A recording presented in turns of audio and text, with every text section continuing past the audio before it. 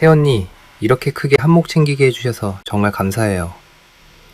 신우이의 목소리가 카페 안을 가득 채웠습니다.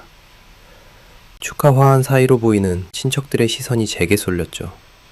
그 순간 저는 가방에서 흰색 서리봉투를 꺼냈습니다.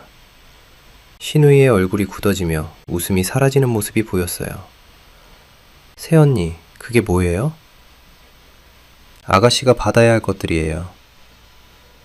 봉투 안에서 나온 건 매달 180만 원씩 이체된 이체 내역과 시어머니가 요양원에 입소하지 않았다는 확인서였습니다. 그리고 가족 단톡방 캡처. 며느리 월급은 우리 집 꽁돈. 서류봉투에서 꺼낸 A4 용지에는 시어머니가 카톡으로 주고받은 내용들이 프린트되어 있었습니다. 종이 위로 카페 조명이 비쳤죠. 이게 대체... 시어머니의 목소리가 떨렸습니다. 프랜차이즈 본사 관계자의 표정이 차갑게 식어가는 게 보였습니다. 그들은 몰랐겠죠. 착하기만 했던 며느리가 1년 동안 무엇을 어디까지 준비했는지. 여러분의 구독, 좋아요는 더 많은 사연을 만드는 힘이 됩니다. 시퀀스 1 6천만 7천자. 안녕하세요.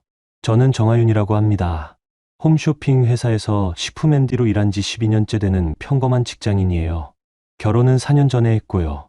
오늘 들려드릴 이야기는 제가 그 4년 동안 겪었던 일입니다. 지금은 모든 게 정리됐지만 그때를 떠올리면 아직도 가슴이 먹먹해지더라고요. 2024년 봄이었습니다. 결혼한 지 3년쯤 됐을 때였어요. 어느 날 남편 재석 씨가 조심스럽게 말을 꺼냈습니다. 어머님 허리가 많이 안 좋아지셨다고요. 협착증이 심해져서 일상생활이 힘들다고 했습니다. 병원에서는 장기 요양 시설을 권했다면서 재석 씨의 목소리에 힘이 없었어요. 저는 그 표정만 봐도 마음이 아팠습니다. 요양원비가 만만치 않더라고. 재석 씨가 한숨을 쉬었습니다. 저는 그때 망설이지 않았어요. 시어머니께서 편히 계실 수 있다면 당연히 도와드려야 한다고 생각했거든요.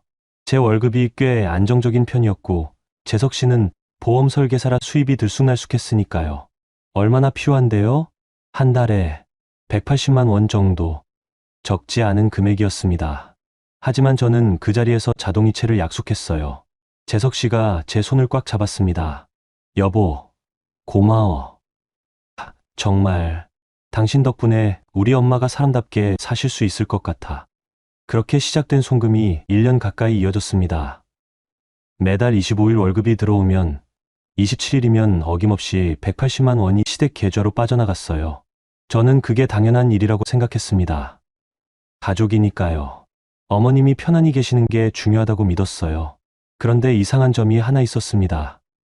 재석 씨는 감사하다는 말은 자주 했지만 정작 요양원 영수증이나 계약서를 보여준 적이 한 번도 없었어요. 물어보면 다음에 가져올게 하거나 엄마가 관리하신다며 얼버무렸죠. 저는 의심하지 않았습니다. 그저 바쁘거나 잊어버린 거라고 생각했어요. 2025년 2월 어느 주말이었습니다. 재석 씨 휴대폰으로 카톡 알림이 계속 울렸어요. 그때 재석 씨는 샤워 중이었고 저는 거실에서 책을 읽고 있었습니다. 노트북이 켜져 있었는데 카카오톡 PC 버전의 메시지가 떴더라고요.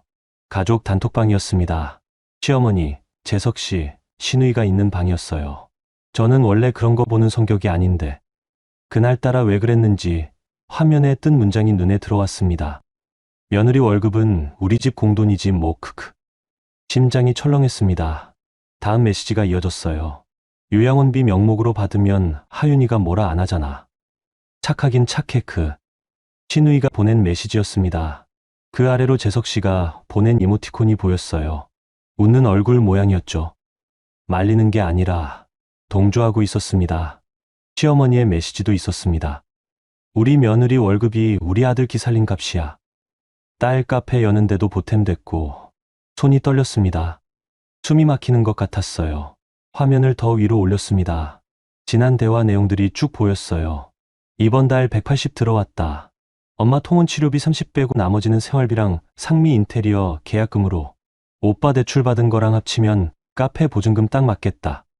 하윤이 명의로 받은 거 맞지?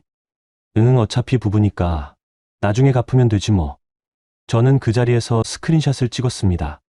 손이 너무 떨려서 두어 번 실패했어요. 하지만 정신을 차리고 차근차근 캡처했습니다. 날짜가 보이도록, 대화 흐름이 다 보이도록 샤워실 문이 열리는 소리가 들렸습니다. 저는 서둘러 노트북을 닫고 책을 펼쳤어요. 재석 씨가 수건으로 머리를 닦으며 나왔습니다. 뭐 해? 응, 책 보고 있어. 목소리가 떨렸지만 재석 씨는 눈치채지 못했습니다. 아니, 눈치챌 생각 자체가 없었겠죠. 자기 노트북에 가족 단톡이 켜져 있는지도 모르고 있었으니까요. 그날 밤 저는 잠을 이루지 못했습니다. 옆에서 코 고는 재석 씨를 보면서 생각했어요. 이 사람이 정말 제 남편이 맞나? 1년 동안 저를 속이면서도 고마워한다고 손을 잡았던 그 사람이 다음 날부터 저는 조용히 움직이기 시작했습니다. 감정적으로 따지면 안 됐어요. 지금까지 보낸 돈이 얼마인지, 실제로 요양원에 얼마가 쓰였는지, 나머지는 어디로 갔는지 증거가 필요했습니다. 회사 점심시간에 은행 앱을 켰습니다. 지난 1년간 이체 내역을 쭉 확인했어요. 180만 원씩 정확히 11번. 총 1980만 원이 나갔더라고요. 거의 2천만 원을 믿음으로 보낸 겁니다. 그 돈이 정말 요양원비로 쓰였을까요? 아니면 단톡방에서 본 것처럼 생활비와 카페 자금으로 흘러갔을까요? 확인해야 했습니다. 저는 그날 저녁 재석 씨에게 물었습니다. 최대한 자연스럽게, 여보, 어머님 요양원 이름이 뭐였지? 나중에 직접 찾아뵙고 싶은데. 재석 씨가 잠깐 머뭇거렸습니다. 아, 실버타운. 뭐였더라? 내가 다음에 확인해 줄게. 영수증 있으면 보여줄 수 있어. 연말정산 때 필요할 것 같아서. 그건 엄마가 보관하고 계셔. 나중에 받아올게. 나중에, 다음에, 언제나 그랬습니다. 구체적인 건 아무것도 없었어요. 저는 더 이상 기다리지 않기로 했습니다. 며칠 뒤 신우이에게서 연락이 왔습니다. 새언니, 다음 달에 카페 오픈하거든요. 축하해주러 꼭 오세요. 문자 끝에 계좌번호가 적혀 있었습니다. 노골적이지는 않았지만 축의금을 원한다는 뜻이 분명했어요. 저는 답장을 보내지 않았습니다. 대신 달력에 오픈 날짜를 표시해뒀죠. 그날 밤 재석 씨가 말했습니다. 상미 카페 오픈할 때 축의금 좀 넉넉하게 주자.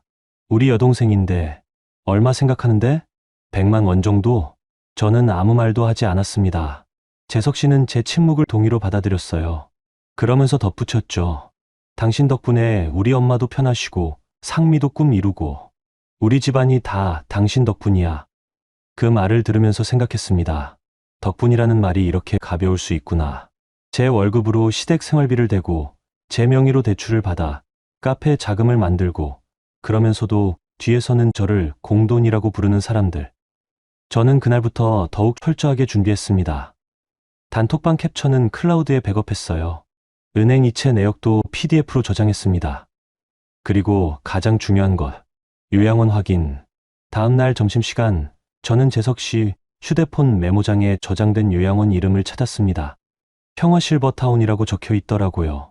저는 바로 그 번호로 전화를 걸었습니다. 상담실로 연결됐습니다. 저는 최대한 정중하게 물었어요. 강옥희 어르신 입소 관련해서 확인하고 싶은데요. 잠시 후 직원분이 답했습니다. 강옥희님, 장기 입소 기록은 없으시네요. 작년에 상담 2차례 오셨고 단기 프로그램 문의하셨는데 계약은 안 하셨어요. 심장이 쿵 내려앉았습니다. 혹시 통원치료, 비용 같은 건요? 저희는 입소시설이라 통원은 별도예요. 계약하신 분만 이용 가능하고요. 감사합니다. 전화를 끊었습니다. 손이 차갑게 식어가는 게 느껴졌어요. 1년 동안 매달 180만 원을 보냈는데 시어머니는 요양원에 계시지도 않았던 겁니다. 상담만 받고 계약은 하지 않으셨다고요. 그럼 그 돈은 어디로 간 걸까요? 답은 이미 알고 있었습니다. 단톡방에 다 나와 있었으니까요. 생활비, 카페 자금, 재석 씨 체면 유지비.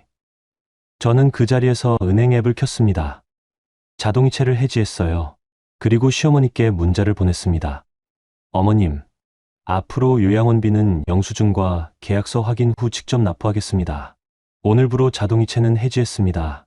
문자를 보내고 나니 손이 떨렸습니다. 하지만 후회는 없었어요. 이제 더 이상 속지 않겠다는 다짐이었으니까요. 5분도 안 돼서 시어머니한테 전화가 왔습니다. 저는 숨을 고르고 받았습니다. 여보세요, 어머님. 하윤아, 너 지금 뭐 하는 거야? 목소리에 분노가 가득했습니다. 저는 침착하게 답했어요. 어머님 요양원 계약서를 한 번도 못 봤잖아요. 그래서 확인하고 직접 드리려고요. 계약서가 뭐가 중요해? 지금까지 잘 보냈으면서 갑자기 왜 이래? 돈이 정말 요양원에 쓰이는지 확인하고 싶어서요. 감히 시어머니를 의심해? 의심이 아니라 확인입니다, 어머님. 전화가 끊겼습니다. 저는 휴대폰을 내려놓고 한참을 멍하니 앉아 있었어요. 회사 책상에서 점심시간 중간에 세상이 무너지는 기분을 느꼈습니다. 그날 저녁 집에 돌아오니 재석 씨가 얼굴이 굳어 있었습니다. 당신, 엄마한테 무슨 짓을 한 거야? 저는 가방을 내려놓고 재석 씨를 봤습니다. 자동이체를 끊었어요. 요양원 계약서 확인하고 직접 드리겠다고 했고요. 미쳤어. 우리 엄마 아픈 거 알잖아. 요양원에 안 계시더라고요. 제가 확인했어요. 재석 씨의 얼굴이 하얗게 질렸습니다. 그리고 곧 붉어졌어요. 그건 일시적으로 집에서 계신 거고, 상담만 받고 계약은 안 하셨대요. 작년부터 지금까지. 말문이 막힌 재석 씨를 보면서 저는 알았습니다. 이 사람도 알고 있었구나. 처음부터 다 알고 저를 속였구나. 그날 밤 우리 부부는 한마디도 나누지 않았습니다. 재석 씨는 거실 소파에서 잤고 저는 방에서 혼자 누워 천장을 바라봤어요. 1년 동안 쌓아올린 믿음이 무너지는 소리가 들리는 것 같았습니다. 시퀀스 6천만 7천자. 다음 날 아침 저는 평소처럼 출근했습니다. 재석 씨와는 눈도 마주치지 않았어요.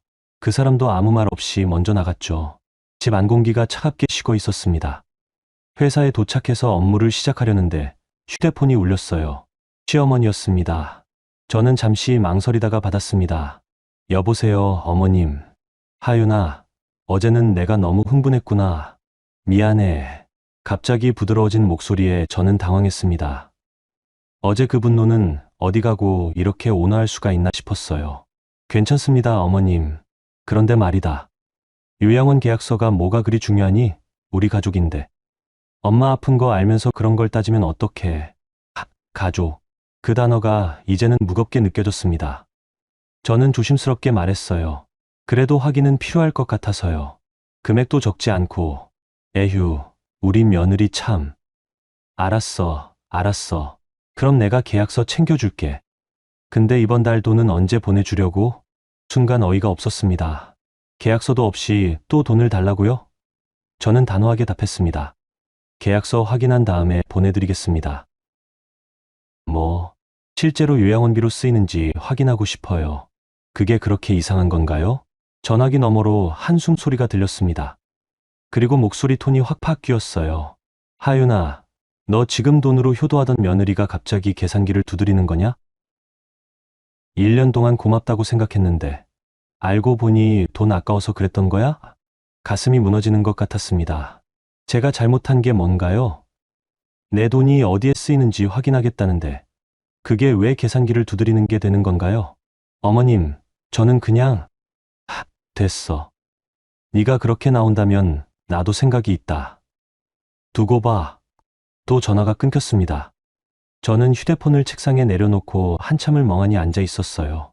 동료가 지나가면서 물었습니다. 하윤 씨, 괜찮아요? 얼굴이 안 좋은데.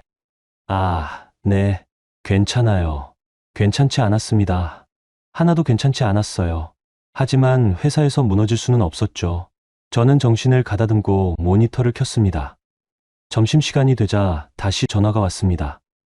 이번에는 신우이였어요. 새언니, 저예요. 네, 아가씨. 어머니한테 들었어요. 요양원비 끊었다고요? 네. 계약서 확인하고 다시 보내드리려고요. 새언니, 그게... 어머니 자존심 상하시잖아요.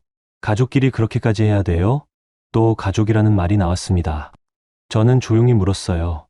아가씨, 그럼 그 돈이 정말 요양원에 쓰였나요? 잠시 침묵이 흘렀습니다. 그거야 당연히 어머니 치료비로. 요양원 상담 시에 확인했어요. 어머님 입소 기록 없대요. 새언니, 그건 카페 자금으로 쓰인 거 맞죠? 신우의 목소리가 날카로워졌습니다. 새언니, 지금 저 의심하시는 거예요? 제가 뭘 잘못했다고요?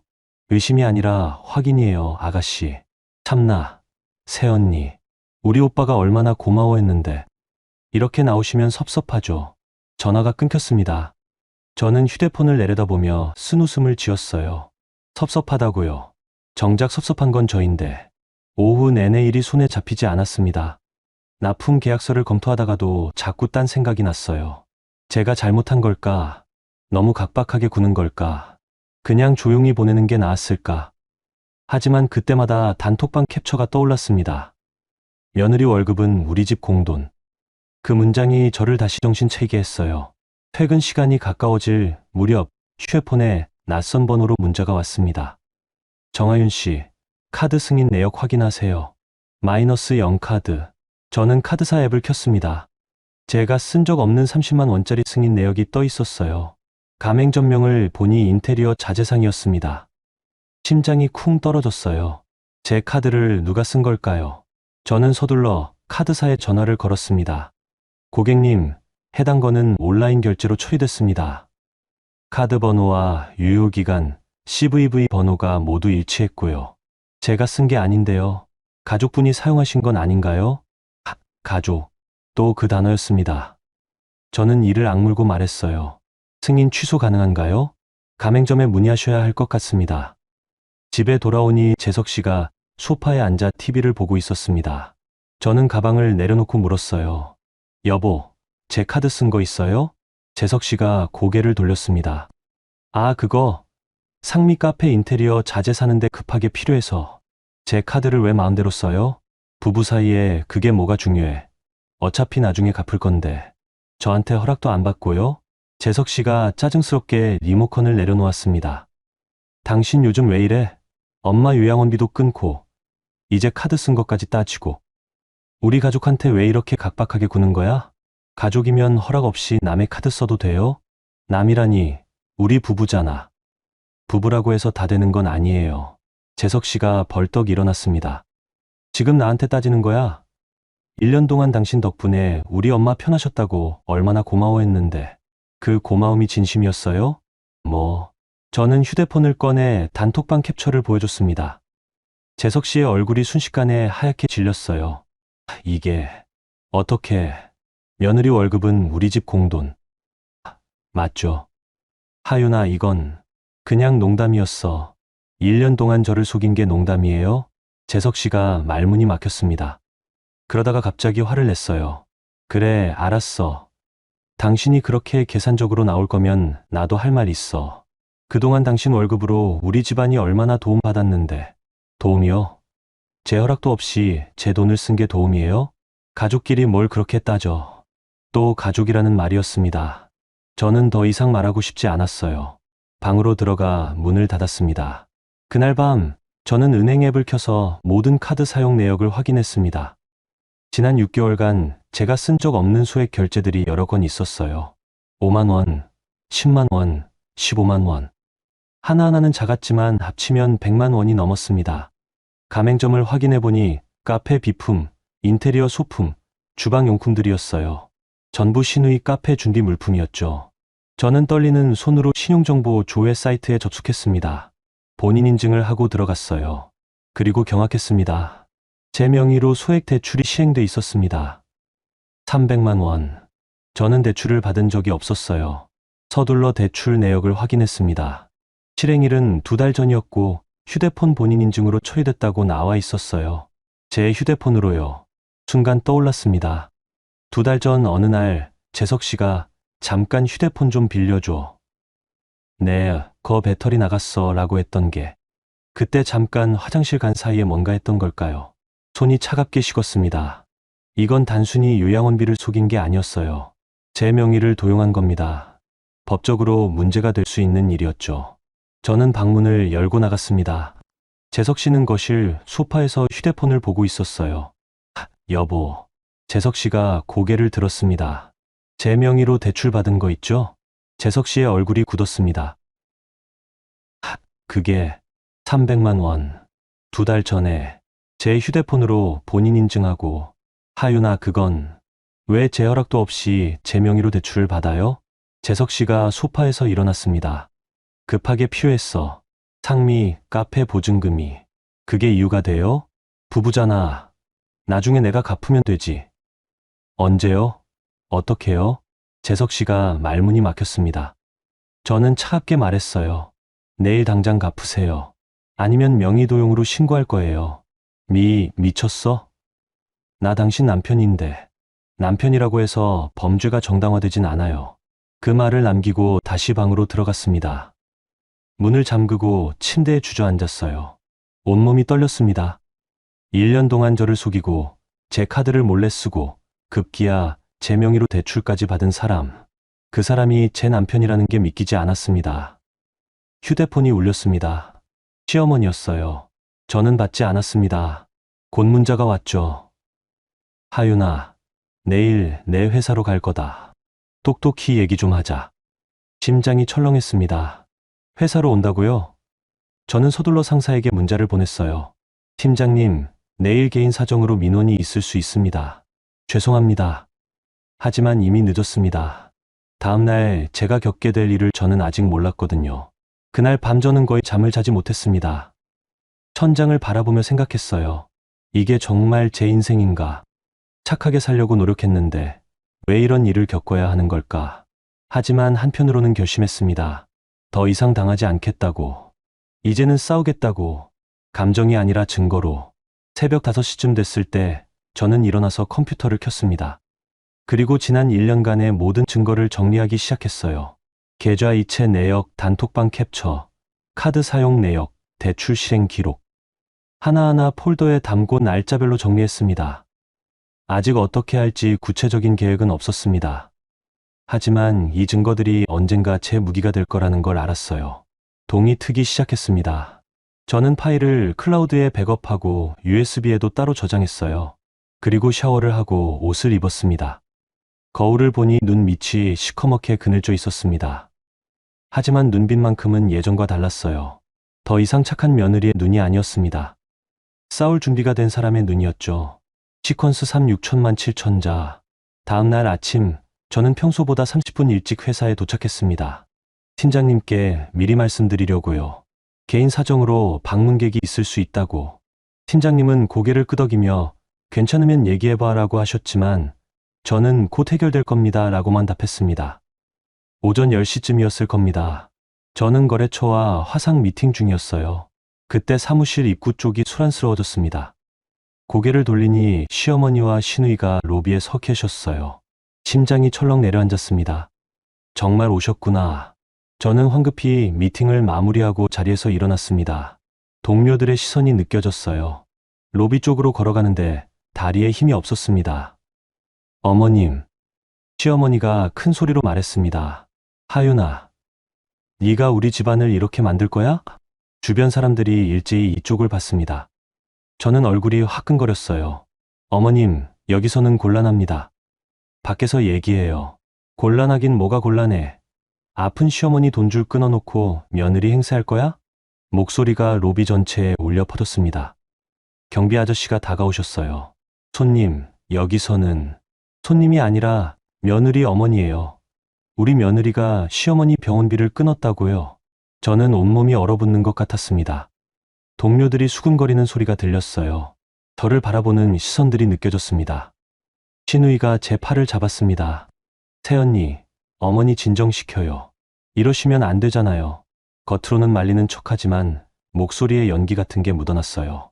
오히려 더 많은 사람이 주목하게 만드는 톤이었죠. 저는 시어머니와 시누이를 회의실로 모셨습니다. 문을 닫자마자 시어머니가 다시 목소리를 높이셨어요. 네가 감히 나를 의심해. 1년 동안 돈 받아놓고 이제 와서 계약서를 달라고?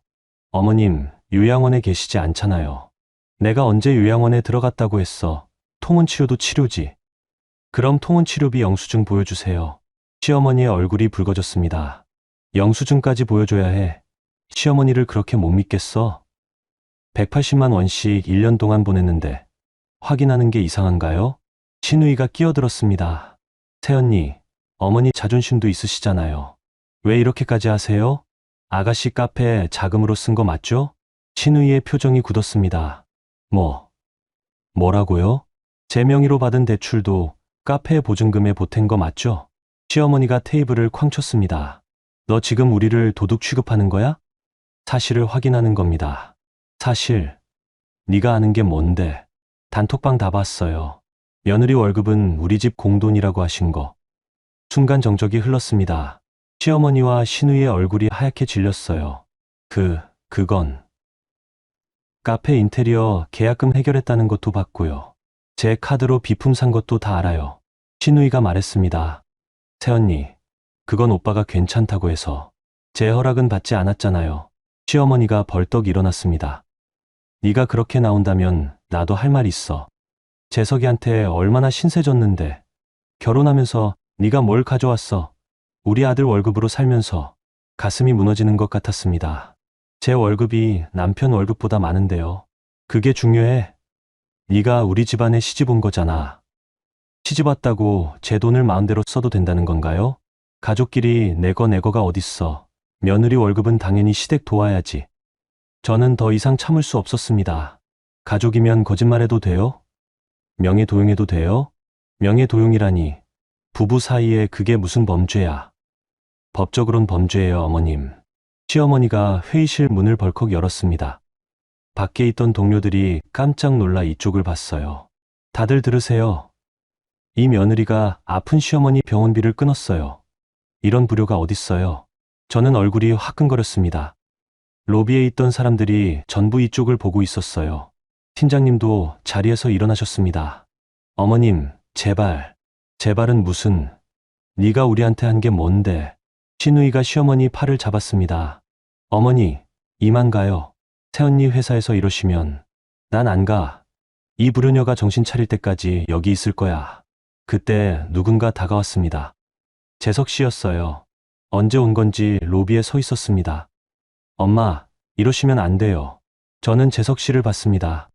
이 사람이 저를 감싸줄까요? 진실을 말해줄까요?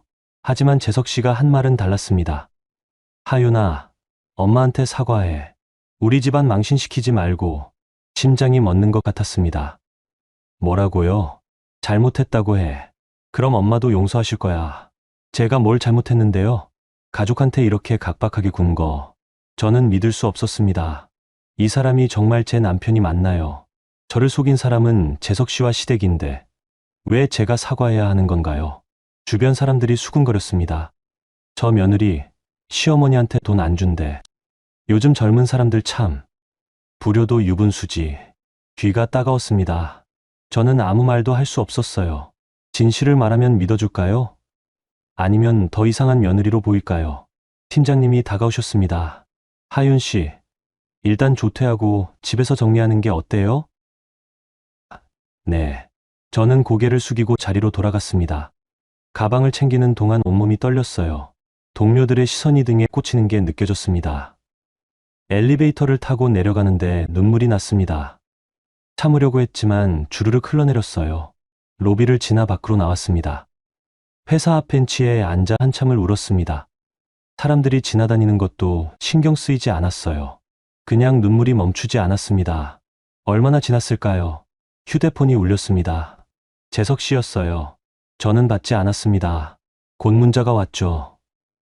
집에 가 있어. 얘기 좀 하자. 저는 집에 가고 싶지 않았습니다. 그 사람들을 보고 싶지 않았어요. 대신 근처 카페로 들어갔습니다. 자리에 앉아 아메리카노를 시켰습니다.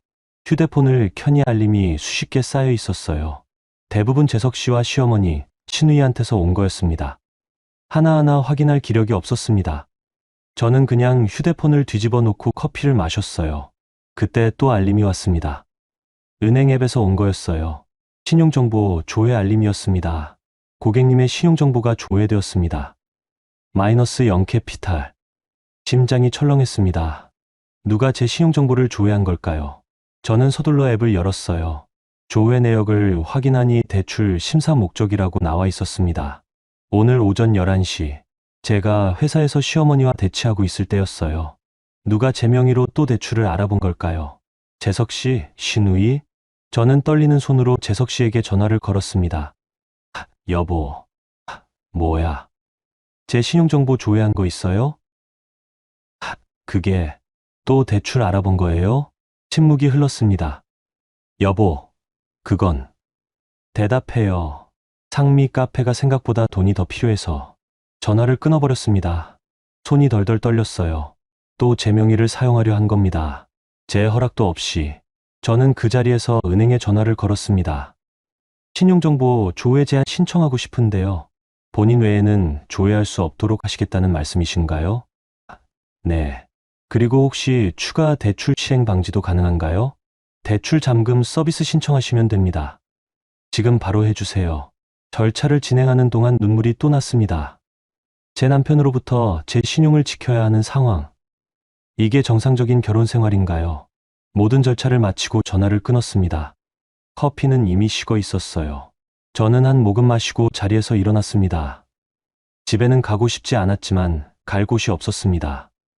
저는 천천히 걸어서 집으로 향했어요.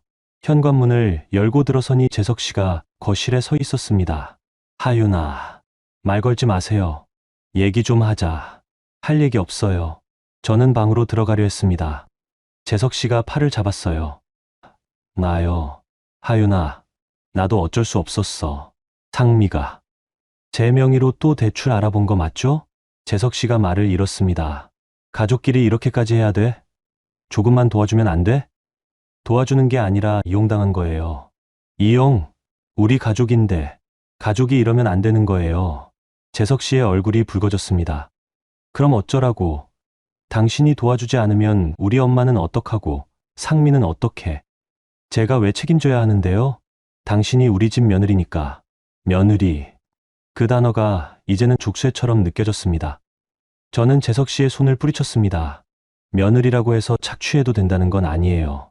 방으로 들어가 문을 잠갔습니다. 재석 씨가 문을 두드렸지만 저는 대답하지 않았어요. 침대에 누워 천장을 바라봤습니다. 오늘 회사에서 겪은 일이 파노라마처럼 스쳐 지나갔어요. 동료들의 시선, 수근거리는 소리, 불효녀라는 말. 저는 아무 잘못도 하지 않았습니다. 그런데 왜 이렇게 무너지는 걸까요? 휴대폰을 켰습니다. 회사 동료 단톡방에 메시지가 몇 개 와 있었어요. 확인하지 않았습니다. 무슨 말이 오갔을지 뻔했으니까요. 대신 클라우드에 저장한 증거 파일을 열었습니다.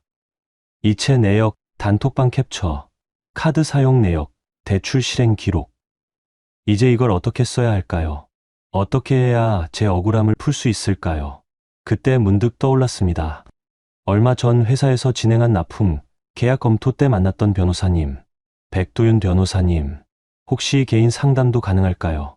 저는 명함함을 뒤져 백 변호사님 명함을 찾았습니다. 내일 연락해 보기로 했습니다. 이제는 감정이 아니라 법으로 싸워야 할 때라는 걸 알았으니까요. 그날 밤 저는 또 잠을 이루지 못했습니다. 하지만 어제와는 달랐어요. 어제는 절망했다면 오늘은 싸울 준비를 하고 있었습니다. 창밖으로 새벽이 밝아오고 있었습니다. 시퀀스 4 6천만 7천자. 다음날 아침 저는 회사에 연차를 냈습니다. 팀장님께 개인 사정이 있어서요 라고만 말씀드렸어요. 팀장님은 어제 일도 있었으니 쉬어라고 하셨습니다. 재석 씨는 이미 출근한 뒤였어요. 저는 혼자 남은 집에서 백도윤 변호사님께 문자를 보냈습니다. 변호사님, 정하윤입니다. 개인적으로 법률 상담이 필요한데 가능하실까요? 10분쯤 지나 답장이 왔습니다. 네, 하윤 씨. 오늘 오후 2시 괜찮으세요? 사무실로 오시면 됩니다.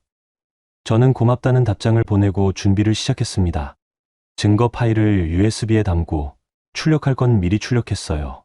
이체 내역, 대출 시행 기록, 요양원 미입소 확인서. 요양원 확인서는 어제 이메일로 받은 겁니다. 제가 직접 요청했거든요. 강옥희님의 입소 및 계약 내역이 없음을 확인합니다라는 공식 문서였어요. 오후 2시 저는 백도윤 변호사님 사무실에 도착했습니다. 깔끔한 사무실이었어요. 변호사님이 자리에서 일어나 악수를 청했습니다. 하윤 씨, 어서 오세요. 앉으세요. 감사합니다. 변호사님. 자리에 앉자 백 변호사님이 물었습니다. 무슨 일이세요? 저는 깊게 숨을 쉬고 말을 시작했습니다. 처음부터 차근차근 요양원비 명목으로 보낸 1년간의 돈, 단톡방에서 발견한 진실, 명의도용 대출, 어제 회사에서 겪은 일까지 말하는 동안 목이 메었습니다. 하지만 울지 않으려고 애썼어요. 백 변호사님은 조용히 들으시며 메모하셨습니다. 이야기를 다 마치자 백 변호사님이 말씀하셨어요. 증거는 있으세요? 네. 저는 USB를 건넸습니다. 백 변호사님이 노트북에 연결해 파일을 확인하셨어요. 이체 내역, 단톡방 캡처, 카드 사용 내역, 대출 실행 기록. 하나하나 천천히 보시더니 고개를 끄덕였습니다. 잘 정리하셨네요. 이걸로 뭔가 할 수 있을까요? 백 변호사님이 저를 보셨습니다. 하윤 씨, 지금 상황을 법적으로 정리해 볼게요. 첫째, 배우자의 명의 도용. 둘째, 허위 사실로 금전을 편취한 부당이득. 셋째, 카드 무단 사용. 그게 다 법적으로 문제가 되는 건가요? 네. 특히 명의 도용은 부부 사이라도 동의 없이 했다면 문제가 됩니다. 가슴이 두근거렸습니다. 그럼 어떻게 해야 하나요? 백 변호사님이 말씀하셨어요. 먼저 증거를 시간순으로 재정리하세요. 누가 봐도 흐름이 명확하게. 그 다음 단계별로 접근합니다. 단계별로요? 첫째, 대출 관련해서는 본인 사용이 아니라는 이해 절차를 진행하세요. 둘째, 카드 무단 사용도 마찬가지고요. 셋째, 부당이득 반환 청구를 준비합니다. 부당이득이요? 요양원비 명목으로 받았지만 실제로는 다른 용도로 쓴 돈이잖아요.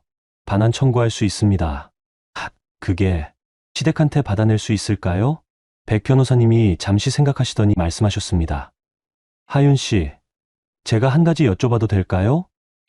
네. 이 결혼 생활 계속하실 건가요? 순간 말문이 막혔습니다. 이혼. 그 단어를 생각해 본 적이 없었거든요. 저는 천천히 생각하세요. 다만 법적 대응을 하면 관계는 돌이킬 수 없게 될 가능성이 높습니다. 가족 내 금전 문제는 감정적으로 접근하면 안 됩니다. 서류와 증거로 싸워야 해요. 감정으로 하면 하윤 씨만 더 다칩니다. 백 변호사님의 말씀이 가슴에 와닿았습니다. 증거로 싸우라는 거죠? 네. 그게 하윤 씨를 지키는 길입니다. 저는 고개를 끄덕였습니다. 어떻게 시작하면 될까요? 백 변호사님이 메모지에 뭔가를 적으셨어요. 일단 요양원 확인서는 확보하셨죠? 좋습니다. 이제 카드사와 대출 기관에 본인 사용 아니라는 이해 신청하세요. 휴대폰 본인 인증 내역도 떼우시고요. 휴대폰 본인 인증이요? 대출 받을 때 하윤 씨 휴대폰으로 인증했다고 하셨잖아요. 그게 언제, 어디서 이뤄졌는지 확인할 수 있어요. 만약 하윤 씨가 있을 수 없는 장소나 시간이었다면 더 유리하죠. 그리고 단톡방 캡처는 공증받아 두세요. 나중에 증거로 쓸 때 필요합니다. 공증이요? 네. 공증사무소 가시면 됩니다. 디지털 증거는 조작 의혹 받을 수 있으니까요. 저는 메모를 하면서 듣고 있었습니다. 백 변호사님이 계속 말씀하셨어요. 그리고 하윤 씨, 혹시 시댁이나 배우자 측에서 회유하려 들 수도 있어요. 그때 흔들리면 안 됩니다. 가족인데 이럴 거 아니다. 법까지 갈 거 없다. 이런 말 들을 겁니다. 하지만 이미 그쪽에서 먼저 법을 어겼어요. 명의도용이 범죄라는 거 잊지 마세요. 네. 상담을 마치고 나오는데 다리에 힘이 들어갔습니다. 막막하기만 했던 상황이 조금씩 정리되는 느낌이었어요. 집으로 돌아오는 길에 은행에 들렀습니다. 대출 이해 신청을 하기 위해서였죠.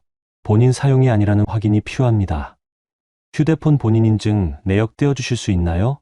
네, 잠시만요. 직원분이 서류를 출력해줬어요. 저는 그걸 보고 놀랐습니다. 대출 실행일 2월 15일 오후 3시 22분. 그날 저는 회사에서 납품 미팅 중이었어요. 제 휴대폰은 사무실 책상 위에 있었고요. 이 시간에 저 회사에 있었는데요. 출입 기록 같은 거 있으세요? 회사 출입증 로그 떼면 되나요? 네, 그거면 충분합니다. 저는 바로 회사 총무팀에 전화를 걸었습니다. 혹시 제 2월 15일 출입 기록 떼줄 수 있어요? 무슨 일이세요? 개인 사정이에요. 필요해서요.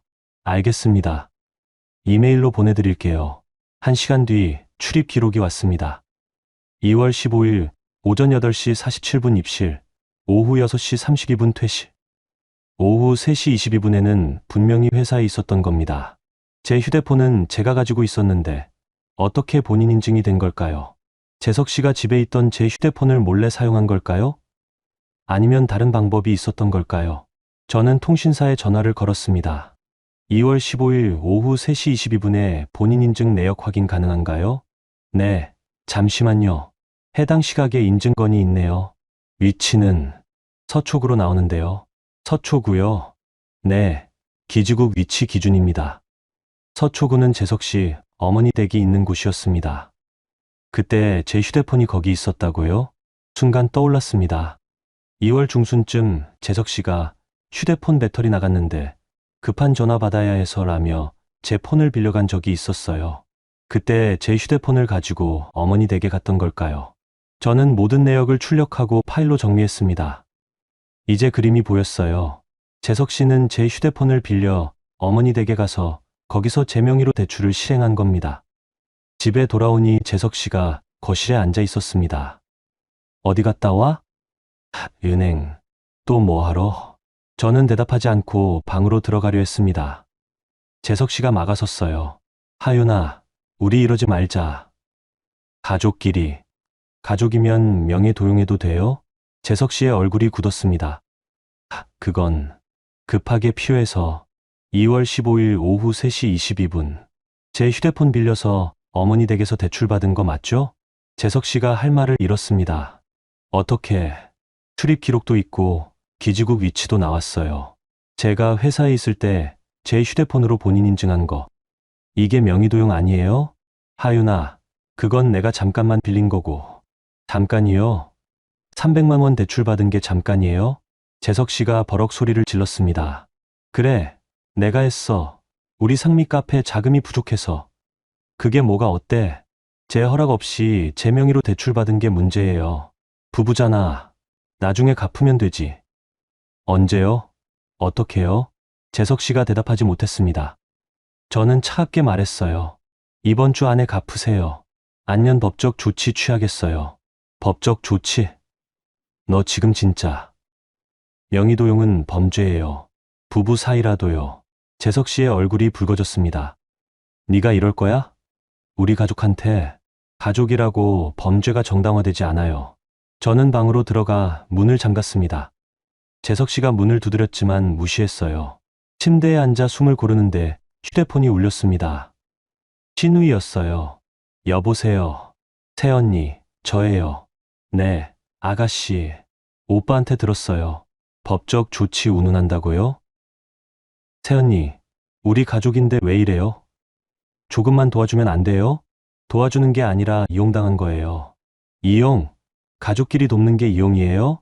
제 명의로 대출받은 건요? 신우이가 잠시 말을 잃었습니다. 그건 오빠가 급해서 제 허락 받았나요? 가족끼리 그런 걸 일일이. 가족이라고 해서 범죄가 되지 않는 건 아니에요. 범죄라니, 새언니, 너무한 거 아니에요? 너무한 건 누구예요? 전화를 끊었습니다. 곧 시어머니한테 전화가 왔지만 받지 않았어요. 저는 컴퓨터를 켜고 모든 증거를 시간순으로 재정리하기 시작했습니다.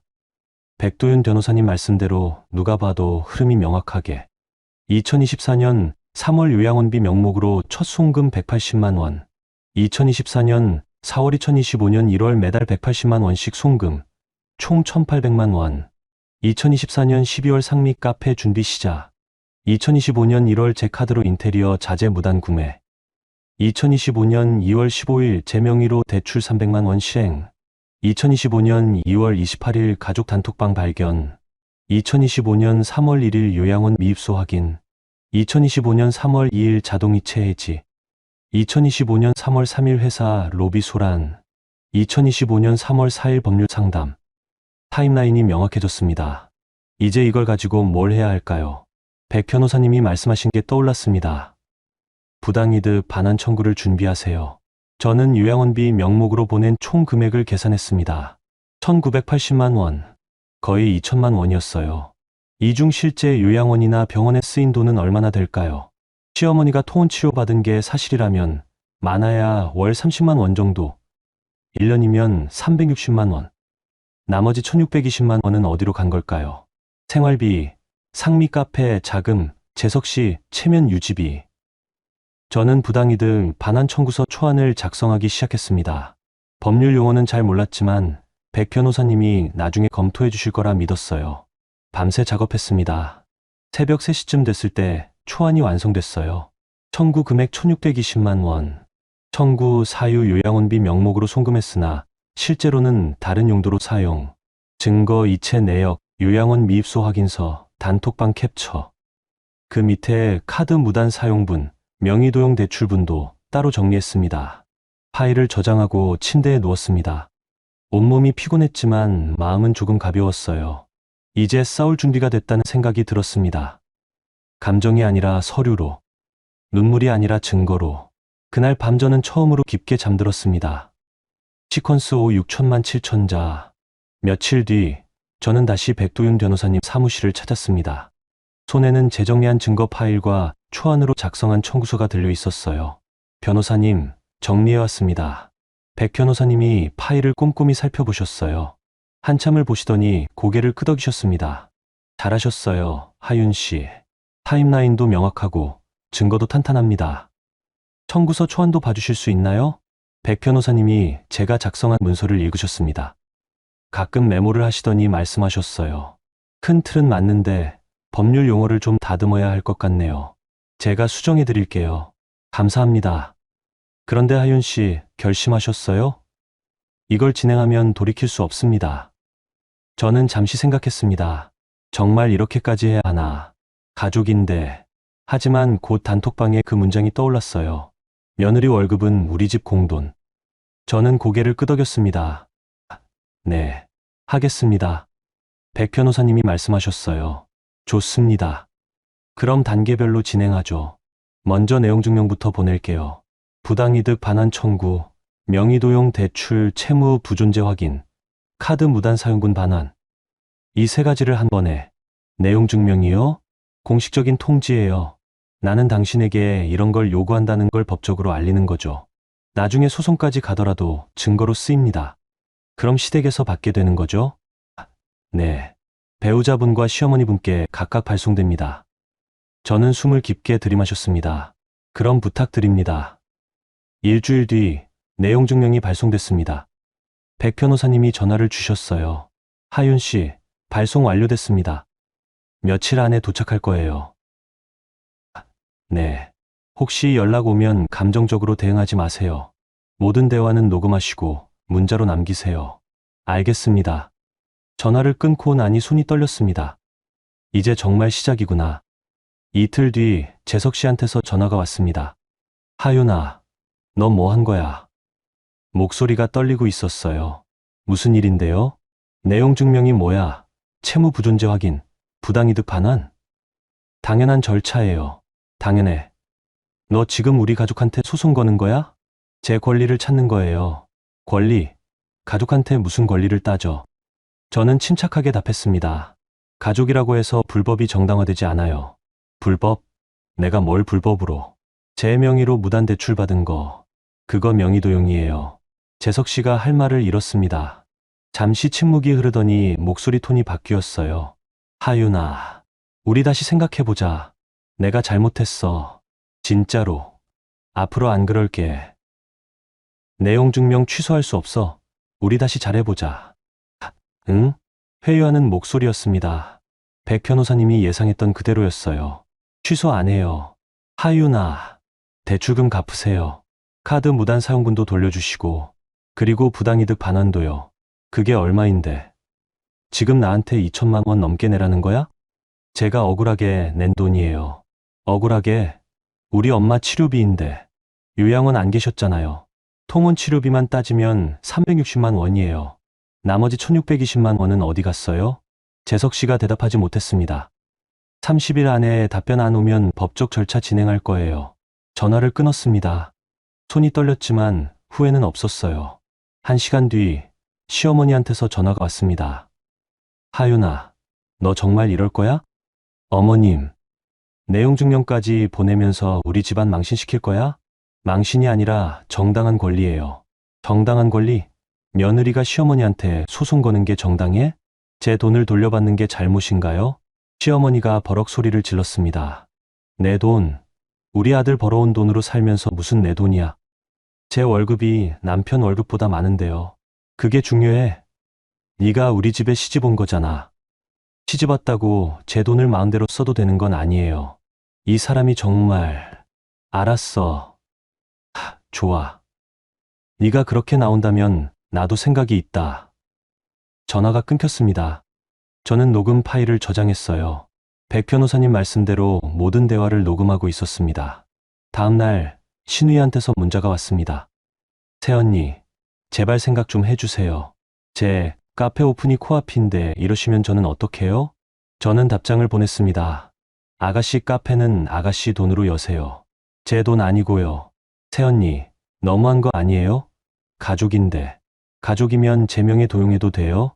답장이 없었습니다. 일주일쯤 지났을 때 재석 씨가 집에 들어오더니 무릎을 꿇었습니다. 하윤아, 제발 용서해줘. 내가 미쳤었어. 내용 증명 취소해줘. 제발. 내가 갚을게. 천천히 갚으면 안 돼? 언제요? 얼마씩이요? 그건. 일단 내용 증명만 취소해줘. 응? 저는 고개를 저었습니다. 30일 안에 답변하세요. 아니면 소송 들어갑니다. 재석 씨의 얼굴이 붉어졌습니다. 너 진짜 이럴 거야? 나 당신 남편인데. 남편이 이러면 안 되는 거예요. 뭐가 어때서 가족끼리 돕는 게 뭐가 잘못이야. 도운 게 아니라 이용한 거예요. 재석 씨가 벌떡 일어났습니다. 알았어. 좋아. 네가 원하는 게 이혼이지? 심장이 철렁했습니다. 이혼. 그 단어를 재석 씨 입에서 직접 듣게 될 줄은 몰랐어요. 제가 원한 건 제 돈을 돌려받는 거예요. 돈. 당신 머릿속엔 돈밖에 없어? 제 돈을 마음대로 쓴 건 누구예요? 재석 씨가 할 말을 잃었습니다. 그러더니 가방을 들고 나갔어요. 나 엄마 집에 가 있을 거야. 생각 정리될 때까지. 문이 쾅 닫혔습니다. 저는 그 자리에 한참 서 있었어요. 이혼.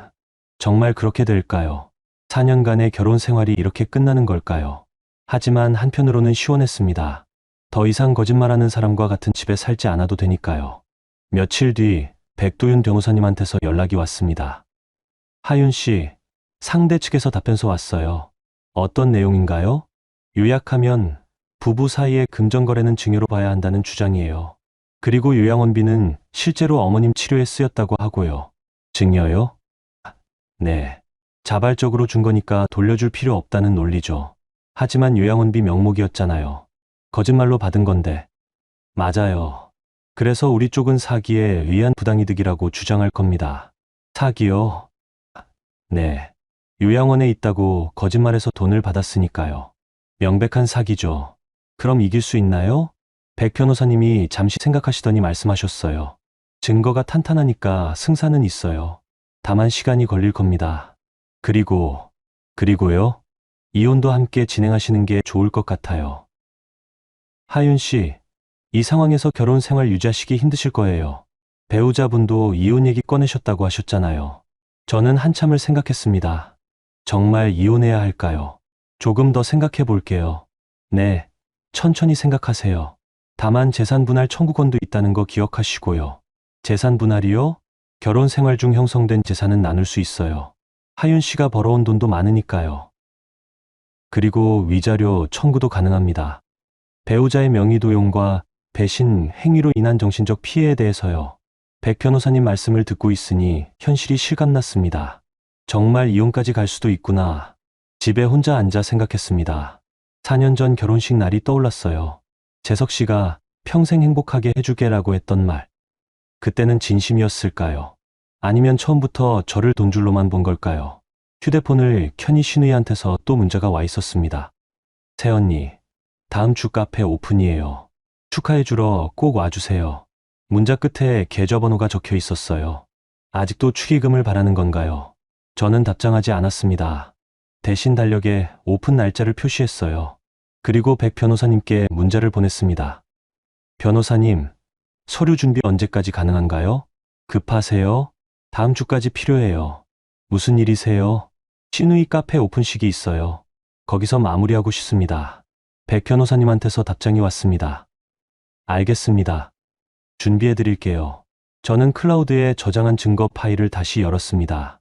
이체 내역, 단톡방 캡처, 요양원 확인서, 대출 시행 기록, 휴대폰 인증 내역 출입 기록. 모든 걸 깔끔하게 정리해서 출력했어요. 그리고 흰색 서류 봉투에 담았습니다. 이 봉투를 카페 오픈식에 가져갈 겁니다. 친척들 앞에서, 프랜차이즈 본사 관계자들 앞에서 그들이 저를 공돈이라고 불렀던 것처럼 저도 그들의 탐욕을 공개할 겁니다. 창밖을 보니 해가 지고 있었습니다. 이제 며칠 안 남았어요. 저는 서류 봉투를 가방에 넣고 침대에 누웠습니다. 내일부터는 회사에도 정상 출근해야 했어요. 어제 일 이후로 동료들 시선이 신경 쓰였지만 이제는 개의치 않기로 했습니다. 진실은 곧 밝혀질 테니까요. 그날 밤 저는 오랜만에 평온하게 잠들었습니다. 폭풍 전야의 고요 같았지만 두렵지 않았어요. 이제 판을 뒤집을 준비가 됐으니까요. 시퀀스 6천만 7천자. 카페 오픈식 이틀 전 저는 백도윤 변호사님 사무실을 다시 찾았습니다. 변호사님이 두툼한 서류 봉투를 건네셨어요. 하윤 씨, 준비 다 됐습니다. 봉투 안에는 여러 문서가 들어 있었습니다. 부당이득 반환 청구서, 채무부존재 확인서, 명의도용 관련 증거정리본, 단톡방 캡처 공증본. 이거면 충분한가요? 네. 여기 있는 게 전부 법적 효력 있는 문서들이에요. 특히 단톡방 공증본은 조작 의혹을 차단할 수 있고요. 감사합니다, 변호사님. 백 변호사님이 잠시 망설이시더니 물으셨어요. 하윤 씨, 정말 오픈식에서 공개하실 거예요? 네. 사적인 자리에서 공개하면 명예훼손 소지가 있을 수 있어요. 하지만 전부 사실이잖아요. 사실이어도 공개 방식에 따라 문제가 될 수 있습니다. 저는 잠시 생각했습니다. 그럼 어떻게 하는 게 좋을까요? 증거를 보여주되 감정적으로 공격하지 마세요. 팩트만 담담하게. 그리고 가능하면 상대방이 먼저 거짓말하게 만드세요. 상대방이요? 예를 들어 신우이분이 새언니 덕분에 여기까지 왔다고 하면 그때 실제로는 어떻게 도움받으셨죠? 라고 물어보는 식으로요. 상대가 거짓말을 하거나 얼버무리면 그때 증거를 꺼내는 겁니다. 그럼 하윤 씨가 먼저 공격한 게 아니라 진실을 밝힌 것처럼 보이죠. 저는 고개를 끄덕였습니다. 백 변호사님의 조언이 큰 도움이 됐어요. 명심하겠습니다. 그리고 하윤 씨, 오픈식 끝나고 바로 연락 주세요. 상대 측에서 어떤 반응 보이는지 봐야 하니까요. 네, 변호사님. 사무실을 나오는데 휴대폰이 울렸습니다. 재석 씨였어요. 하윤아, 상미 오픈식에 올 거지? 대답해봐. 올 거야. 말 거야? 갈게요. 진짜. 재석 씨가 놀란 것 같았어요. 아마 제가 안 올 거라고 생각했나 봅니다. 응. 갈게요. 아가씨 오픈식인데 축하해 줘야죠. 그래. 좋아. 그럼 그날 보자. 전화를 끊고 나니 손이 떨렸습니다. 이틀 뒤면 모든 게 끝나겠구나. 그날 저녁 저는 집에서 혼자 리허설을 했습니다. 어떻게 말할지, 어떤 순서로 서류를 꺼낼지. 거울 앞에 서서 연습했어요. 아가씨, 정확히 어떻게 도움받으신 건가요? 너무 공격적인가? 다시, 구체적으로 어떤 도움을 받으셨는지 여쭤봐도 될까요? 이것도 어색한데, 다시, 제가 어떤 도움을 드렸는지 말씀해 주실 수 있나요? 이게 나을 것 같았습니다. 공격적이지 않으면서도 명확하게. 밤새 연습했습니다. 말투, 표정, 서류 꺼내는 타이밍까지. 다음날 아침, 회사에 출근했습니다. 동료들의 시선이 여전히 신경 쓰였지만 무시했어요. 곧 진실이 밝혀질 테니까요. 점심시간에 신우이한테서 문자가 왔습니다. 새언니, 내일 꼭 와주세요. 어머니도 오시고 친척분들도 다 오세요. 새언니가 안 오시면 서운할 것 같아요. 저는 답장을 보냈습니다. 네, 갈게요. 준비한 것도 가져갈게요. 준비한 거요? 뭐예요? 내일 보면 아실 거예요. 신우이한테서 답장은 없었습니다. 퇴근하고 집에 돌아오니 재석 씨가 와 있었습니다. 며칠 만에 보는 얼굴이었어요. 하윤아.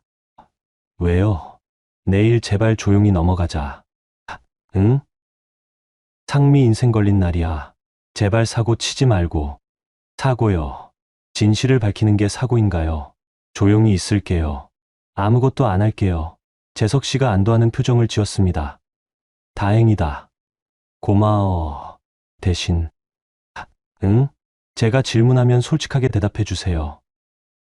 무슨 질문? 내일 알게 될 거예요. 재석 씨가 불안한 표정을 지었지만 더 묻지 않았어요. 그날 밤 저는 거의 잠을 자지 못했습니다. 내일이면 모든 게 끝난다는 생각에 긴장됐거든요.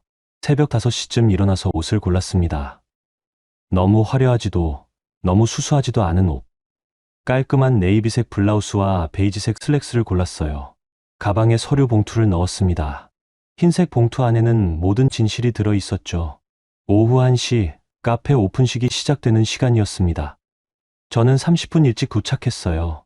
프랜차이즈 카페였습니다. 카페 라떼 스토리라는 간판이 붙어 있었어요. 입구에는 화환이 가득했고 안에서는 사람들 목소리가 들렸습니다. 심호흡을 하고 안으로 들어갔습니다. 어머, 새언니. 신우이가 달려왔습니다. 환하게 웃고 있었어요. 와주셔서 감사해요. 어머니, 새언니 오셨어요. 시어머니가 친척들과 얘기하다가 저를 봤습니다. 표정이 굳더니 고개를 돌리셨어요. 재석 씨도 보였습니다. 어색하게 손을 들어 인사했죠. 카페 안에는 친척들과 프랜차이즈 본사 관계자로 보이는 사람들이 있었습니다. 20명 정도 됐어요. 새언니, 여기 앉으세요. 신우이가 앞쪽 자리로 안내했습니다. 저는 조용히 앉았어요. 가방을 무릎 위에 올려놓고 오픈식이 시작됐습니다. 프랜차이즈 본사 지점장이 축사를 했고 신우이가 감사 인사를 했어요. 오늘 이 자리까지 오는데 많은 분들의 도움이 있었습니다. 특히 우리 어머니, 오빠, 그리고 신우이가 저를 봤습니다. 우리 새언니 덕분에 여기까지 올 수 있었어요. 사람들이 박수를 쳤습니다. 저는 박수하지 않았어요. 그냥 신우이를 바라봤죠. 새언니가 정말 많이 도와주셨거든요. 이렇게 크게 한몫해 주셔서 진심으로 감사드려요. 한몫. 그 단어를 듣는 순간 가슴이 뜨거워졌습니다. 저는 천천히 손을 들었어요. 아가씨, 네. 새언니? 제가 정확히 어떤 도움을 드렸는지 말씀해 주실 수 있나요? 신우이가 당황하는 표정을 지었습니다. 그게 여러 가지로 구체적으로 알고 싶어요. 여기 계신 분들도 궁금하실 것 같아서요. 친척들이 웅성거리기 시작했습니다. 재석 씨가 제 쪽을 봤어요. 눈빛이 불안해 보였죠. 새언니, 왜 그러세요? 오늘 좋은 날인데. 좋은 날이니까 정확히 얘기하고 싶어요. 제가 어떻게 도와드렸는지. 시어머니가 벌떡 일어났습니다. 하윤아, 너 지금. 어머님, 잠깐만요. 저는 가방에서 흰색 서류 봉투를 꺼냈습니다. 아가씨, 이게 제가 도와드린 내역이에요. 봉투를 열고 첫 번째 서류를 꺼냈습니다. 이체 내역이었어요. 2024년 3월부터 2025년 1월까지 매달 180만 원씩 총 1980만 원을 보냈습니다. 사람들이 숨죽였습니다. 명목은 시어머니 요양원비였어요. 두 번째 서류를 꺼냈습니다. 하지만 실제로는 요양원에 입소하지 않으셨더라고요. 이건 요양원에서 받은 확인서예요. 신우이의 얼굴이 하얗게 질렸습니다. 새언니. 그럼 그 돈은 어디에 쓰였을까요? 세 번째 서류를 꺼냈습니다. 단톡방 캡처 공중본이었어요. 가족 단톡방에 이렇게 나와 있네요. 요양원비 명목으로 받으면 하윤이가 뭐라 안 한다. 며느리 월급은 우리 집 공돈. 친척들이 웅성거렸습니다. 프랜차이즈 본사 관계자들의 표정이 굳어졌어요. 그리고 이 대화도 있네요. 이번 달 180 들어왔다. 엄마 통원 치료비 30 빼고 나머지는 생활비랑 상미 인테리어 계약금으로. 신우이가 입을 벌렸지만 말이 나오지 않았습니다. 제 카드로 인테리어 자재도 사셨죠. 제 허락 없이. 네 번째 서류를 꺼냈습니다. 그리고 제 명의로 대출도 받으셨고요. 300만 원. 이것도 카페 보증금으로 쓰셨죠? 재석 씨가 벌떡 일어났습니다. 하윤아, 그만해. 왜요? 거짓말인가요? 제가 말한 것 중에 거짓말이 있으면 지적해 주세요. 재석 씨가 할 말을 잃었습니다. 시어머니가 소리쳤어요. 이게 무슨 짓이야? 오늘이 무슨 날인데? 좋은 날이라고 하셨잖아요. 그래서 진실을 밝히고 싶었어요. 진실? 네가 아는 게 뭔데? 제가 보낸 돈이 어디에 쓰였는지 알아요. 그리고 제 명의로 대출받은 것도 알고요. 프랜차이즈 본사 지점장이 일어났습니다. 잠깐만요. 지금 상황이 어떻게 되는 겁니까? 이 카페 자금 중 상당 부분이 제 명의 도용으로 만들어진 겁니다. 명의 도용이요? 네. 제 허락 없이 제 명의로 대출받고 제 카드를 무단으로 사용했어요. 지점장의 얼굴이 굳어졌습니다. 이건 본사에 보고해야 할 사안입니다. 신우이가 울음을 터뜨렸습니다. 새언니, 왜 이러세요? 오늘 제 오픈식인데. 아가씨, 제가 언제 카페 자금 도와드린다고 했나요? 그건 요양원비라고 하셨잖아요. 거짓말이었고요. 친척들이 수군거렸습니다. 저게 무슨 일이야? 며느리 돈을 그렇게 쓴 거야? 명의도용까지 했다고? 시어머니가 제게 다가왔습니다. 하윤아, 네가 이러면 우리 가족은 어떡하라고? 어머님 가족은 저를 가족으로 생각하셨나요? 뭐, 공돈이라고 하셨잖아요. 며느리 월급은 우리 집 공돈이라고. 시어머니가 할 말을 잃었습니다. 저는 마지막 서류를 꺼냈습니다. 이건 부당이득 반환 청구서예요. 1620만 원. 30일 안에 답변 없으면 법적 절차 들어갑니다. 뭐라고? 그리고 명의도용 대출 300만 원도 채무 부존재 확인 절차 진행 중이에요. 제가 빌린 돈이 아니니까요. 재석 씨가 다가왔습니다. 하윤아, 제발. 저는 재석 씨를 봤습니다. 여보. 아니, 재석 씨. 제가 끄는 건 돈이 아니에요. 저를 우습게 보는 사람들과의 관계예요. 그 말을 남기고 일어섰습니다. 가방을 들고 카페 밖으로 나왔어요. 뒤에서 소란스러운 소리가 들렸지만 돌아보지 않았습니다. 밖으로 나오니 햇살이 눈부셨습니다. 저는 깊게 숨을 들이마셨어요. 끝났습니다. 1년 동안의 거짓말이, 배신이, 착취가. 휴대폰을 꺼내 백도윤 변호사님께 문자를 보냈습니다. 변호사님, 끝났습니다. 걸어가는데 뒤에서 누군가 불렀습니다. 하윤 씨. 돌아보니 프랜차이즈 본사 지점장이었어요. 잠깐만요. 명함 하나 드릴게요. 네. 본사 법무팀 연락처예요. 혹시 필요하시면 연락 주세요. 저희도 가맹점 자금 출처는 확인해야 하거든요. 감사합니다. 명함을 받고 다시 걸었습니다. 한 블록쯤 갔을 때 휴대폰이 울렸어요. 재석 씨였습니다. 받지 않았어요. 문자가 왔습니다. 하윤아, 우리 끝난 거야? 저는 답장을 보냈습니다. 네, 끝났어요. 그리고 휴대폰을 가방에 넣었습니다. 이제 시작입니다. 제 인생을 되찾는 일이. 시퀀스 7 6천만 7천자. 카페에서 나온 뒤 저는 근처 공원 벤치에 앉았습니다. 다리에 힘이 풀렸거든요. 방금 제가 한 일이 실감났어요. 20명이 넘는 사람들 앞에서 시댁의 거짓말을 폭로한 겁니다. 손이 떨렸지만 후회는 없었습니다. 오히려 속이 시원했어요. 1년 동안 쌓였던 억울함이 조금은 풀린 것 같았습니다. 휴대폰에 알림이 계속 울렸어요. 재석 씨, 시어머니, 시누이 모두 무시했습니다. 대신 백도윤 변호사님께 전화를 걸었어요. 변호사님, 저예요. 하윤 씨, 어떻게 됐어요? 다 공개했습니다. 이체 내역, 단톡방 캡처, 요양원 확인서, 명의도용 증거 전부. 상대 측 반응은요? 시어머니랑 시누이는 할 말을 잃었고 프랜차이즈 본사 지점장은 본사 법무팀 연락처를 줬어요. 자금 출처 확인해야 한다고 백 변호사님이 잠시 침묵하시더니 말씀하셨습니다. 잘하셨어요. 이제 상대 측에서 어떻게 나올지 봐야겠네요.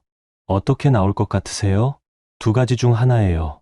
하나는 뒤늦게 사과하며 합의 시도, 다른 하나는 끝까지 버티면서 하윤 씨를 악인으로 몰기. 어느 쪽이든 흔들리지 마세요. 증거는 우리한테 있으니까요. 네, 변호사님. 전화를 끊고 한참을 앉아 있었습니다. 오후 햇살이 따뜻했어요. 봄바람이 불었습니다. 그때 모르는 번호로 전화가 왔습니다. 받을까 말까 망설이다가 받았어요. 여보세요? 정하윤 대리님이신가요? 저는 카페 라떼 스토리 프랜차이즈 본사 법무팀 김민준입니다. 아, 네. 안녕하세요. 오늘 오픈식에서 있었던 일, 지점장님께 보고 받았습니다. 혹시 시간 되실 때 저희 본사에 한번 방문해 주실 수 있으실까요? 무슨 일로요? 가맹점 계약 시 자금 출처 확인이 필수인데 오늘 제시하신 내용이 사실이라면 계약 자체를 재검토해야 할 것 같습니다. 심장이 두근거렸습니다. 네, 언제든 가능합니다. 그럼 내일 오전 10시 어떠세요? 좋습니다. 통화를 마치고 나니 현실감이 들었습니다. 프랜차이즈 본사가 움직이고 있구나. 집에 가고 싶지 않았지만 갈 곳이 없었습니다. 저는 천천히 걸어서 아파트로 향했어요. 현관문을 열고 들어서니 텅 비어 있었습니다. 재석 씨는 아직 안 들어온 것 같았어요. 저는 방으로 들어가 가방을 내려놓고 침대에 누웠습니다. 천장을 바라보며 오늘 일을 되짚어봤어요. 시누이의 굳어진 얼굴, 시어머니의 당황한 표정, 친척들의 수군거림, 재석 씨의 창백한 얼굴. 그 모든 게 선명했습니다. 1시간쯤 지났을 때 현관문이 열렸습니다. 재석 씨였어요. 저는 일어나지 않고 누워 있었습니다. 방문이 열렸습니다. 하윤아, 얘기 좀 하자. 저는 일어나 앉았습니다. 재석 씨는 문 앞에 서 있었어요. 무슨 얘기요? 오늘 너무했어. 제가요? 상미 인생 걸린 날이었잖아. 왜 그렇게까지 했어? 저는 믿을 수 없었습니다. 아직도 자기니가 피해자라고 생각하는 건가요? 제 인생은 안 중요해요? 그게 아니라 1년 동안 저를 속이고 제 명의로 대출받고 제 카드 마음대로 쓰고 그건 괜찮고 제가 진실 밝힌 건 너무한 거예요? 재석 씨가 할 말을 잃었습니다. 하윤아, 나 정말 미안해. 진심이야. 지금 사과하는 거예요? 응. 내가 잘못했어. 다 내 잘못이야. 저는 재석 씨를 봤습니다. 이 사람은 정말 뭘 잘못했는지 알고 있을까요? 뭘 잘못했는데요? 뭐, 구체적으로 뭘 잘못했는지 말해보세요. 재석 씨가 머뭇거렸습니다.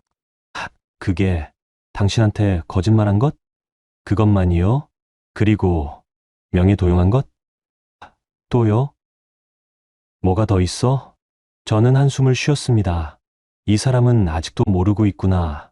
재석 씨, 당신이 가장 잘못한 건 저를 사람이 아니라 돈으로 본 거예요. 그런 게 아니라 공돈이라고 했잖아요. 며느리 월급은 우리 집 공돈이라고. 재석 씨가 입을 다물었습니다.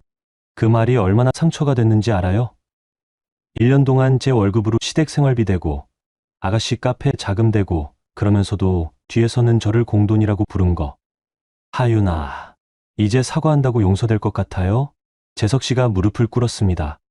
제발 용서해줘. 내가 정말 잘못했어. 다시 시작하자. 저는 고개를 저었습니다. 못해요. 하윤아, 재석 씨, 우리 이혼해요. 재석 씨의 얼굴이 하얗게 질렸습니다. 뭐라고? 이혼하자고요. 더 이상 못 살겠어요. 하윤아, 진정해. 화났으니까 그러는 거지. 내가 진짜 잘할게. 엄마랑도 거리 둘게. 상미한테도 이제 안 도와줄게. 믿을 수 없어요. 제발. 내일 프랜차이즈 본사 법무팀 만나러 가요. 명의도용건 관련해서요. 그리고 변호사님이랑 이혼 조정 준비할 거예요. 재석 씨가 벌떡 일어났습니다. 너 정말 이럴 거야? 네. 알았어. 좋아. 네가 원하는 게 이혼이면 해줄게. 대신 조건 있어. 조건이요? 재산 분할 없이, 위자료도 없이, 깔끔하게 갈라서자. 저는 쓴웃음을 지었습니다. 그건 안 될 것 같은데요. 결혼 생활 중 형성된 재산은 나눠야죠. 그리고 위자료도 청구할 거예요. 명의도용과 배신, 행위로 인한 정신적 피해에 대해서요. 재석 씨의 얼굴이 붉어졌습니다. 네가 뭘 형성했다고? 내 돈으로 산 집인데. 제 월급도 생활비로 들어갔어요. 그리고 제 신용으로 전세 대출도 받았고요. 변호사님이 다 계산해 주실 거예요. 재석 씨가 문을 쾅 닫고 나갔습니다. 저는 그 자리에 한참 앉아 있었어요. 이혼, 정말 하게 되는구나. 다음 날 아침, 저는 프랜차이즈 본사로 향했습니다. 강남에 있는 큰 빌딩이었어요. 법무팀 김민준 변호사가 저를 맞이했습니다. 하윤 씨, 어서 오세요. 안녕하세요. 회의실로 안내받았습니다. 테이블 위에는 서류들이 놓여 있었어요. 어제 말씀하신 내용, 증거 자료 좀 보여주실 수 있을까요? 저는 준비해간 USB를 건넸습니다. 김 변호사가 노트북에 연결해 파일들을 확인했어요. 이체 내역, 단톡방 캡처, 요양원 확인서, 명의도용 대출 기록. 하나하나 천천히 보시더니 고개를 끄덕였습니다. 이 정도면 충분합니다. 오상미 씨 가맹점 계약건, 일단 보류 조치 들어갈 것 같습니다. 보류요? 네. 저희 프랜차이즈는 가맹점주의 자금 출처가 명확해야 계약을 진행하거든요. 만약 불법적인 방법으로 조성된 자금이라면 계약 자체가 무효가 될 수 있습니다. 그럼 카페는요? 오픈은 잠정 중단될 겁니다. 본사 명의로 임대한 공간이라 저희 결정에 따라야 하거든요. 가슴이 복잡했습니다. 신우이의 꿈이 무너지는 거잖아요. 하지만 그 꿈이 제 돈으로 이뤄진 거라면 당연한 결과 아닐까요? 하윤 씨, 혹시 법적 절차 진행 중이신가요? 네. 부당이득 반환 청구랑 명의도용 관련해서요. 그럼 저희도 그 결과를 지켜볼게요. 만약 법원에서 명의도용이 인정되면 저희는 계약을 완전히 취소할 겁니다. 알겠습니다. 본사를 나오는데 휴대폰이 울렸습니다. 회사 팀장님이었어요.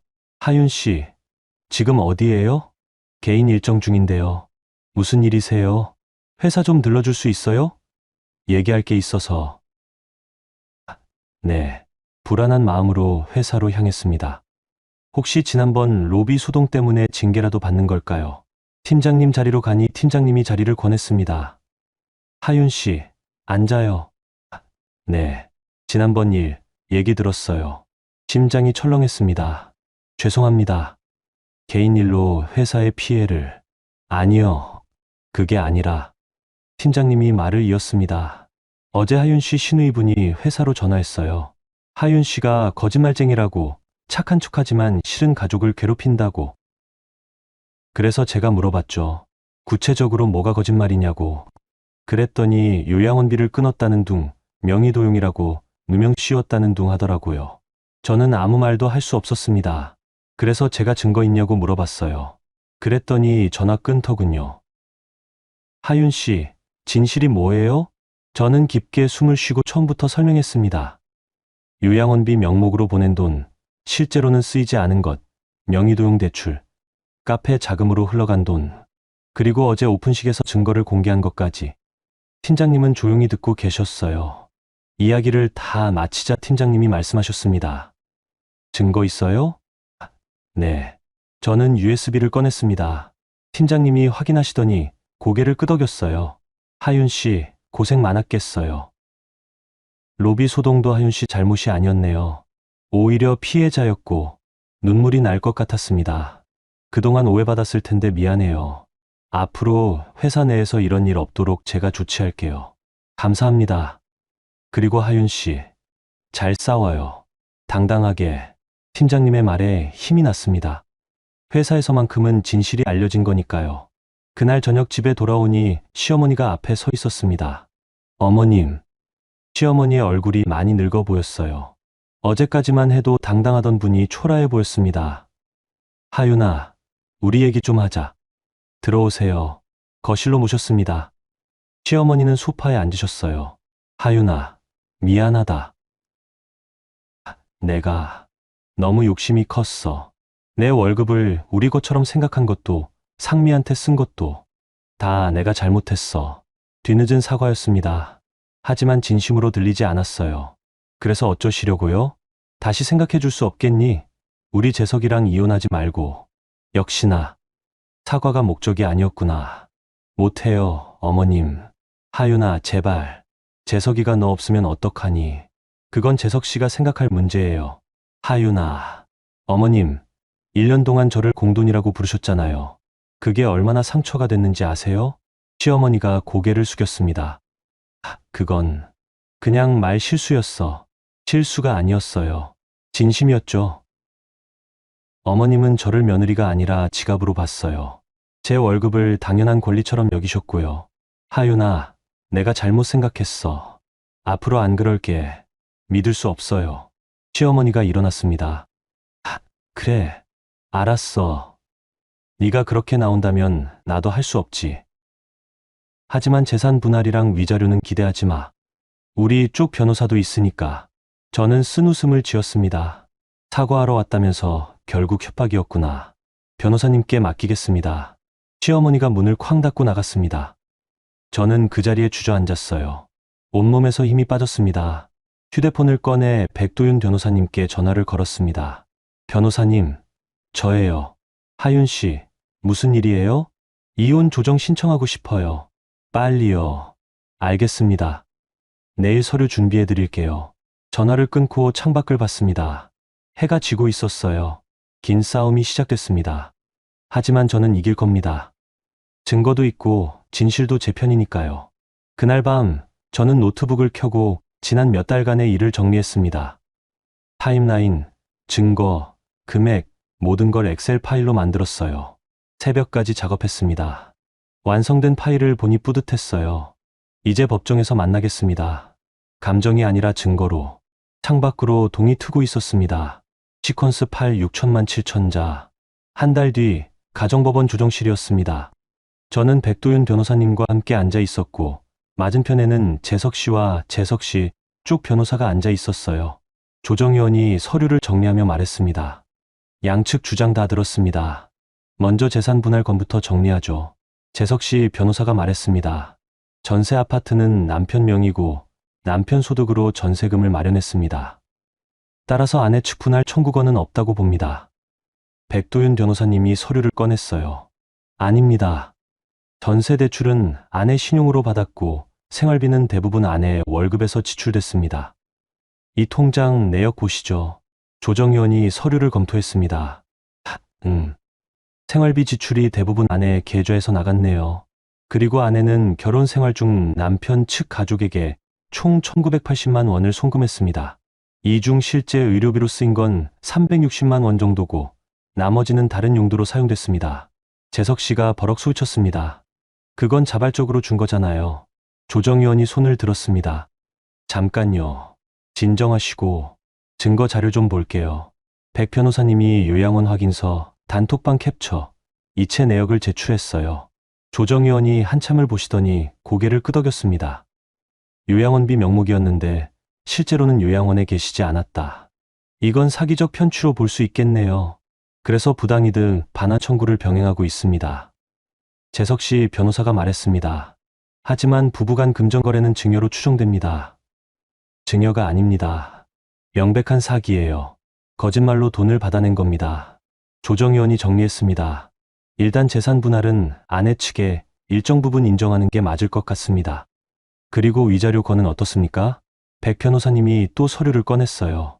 남편은 아내 명의로 무단대출을 실행했습니다. 300만 원. 이건 명의도용입니다. 잠깐만요. 재석 씨가 일어났습니다. 그건 급하게 필요해서 잠깐 빌린 거예요. 나중에 갚으려고 했고요. 조정위원이 말했습니다. 앉으세요. 배우자 동의 없이 명의를 사용한 건 맞습니까? 네. 그럼 명의도용이 맞네요. 재석 씨가 할 말을 잃고 앉았습니다. 백 변호사님이 계속 말씀하셨어요. 그리고 이건 휴대폰 본인 인증 내역입니다. 대출 실행 시각에 아내는 회사에 있었고 휴대폰은 시댁에서 인증됐습니다. 남편이 아내의 휴대폰을 가지고 가서 무단으로 사용한 겁니다. 조정위원이 서류를 보며 고개를 끄덕였어요. 이 정도면 위자료 청구가 인정될 수 있겠습니다. 재석 씨 변호사가 말했습니다. 위자료 금액은 과도하지 않아야 합니다. 3천만 원 청구합니다. 3천만 원이요? 명의도용으로 인한 신용 훼손 위험, 회사 로비에서 공개적으로 모욕당한 것, 1년 동안의 정신적 고통, 충분히 타당한 금액입니다. 조정위원이 양측을 받습니다. 일단 오늘은 여기까지 하고 다음 조정기일에 구체적인 금액 조율하겠습니다. 조정이 끝나고 복도로 나왔습니다. 재석 씨가 뒤따라왔어요. 하윤아, 저는 돌아보지 않았습니다. 제발 한 번만 더 생각해봐. 우리 정말 이렇게 끝나야 해.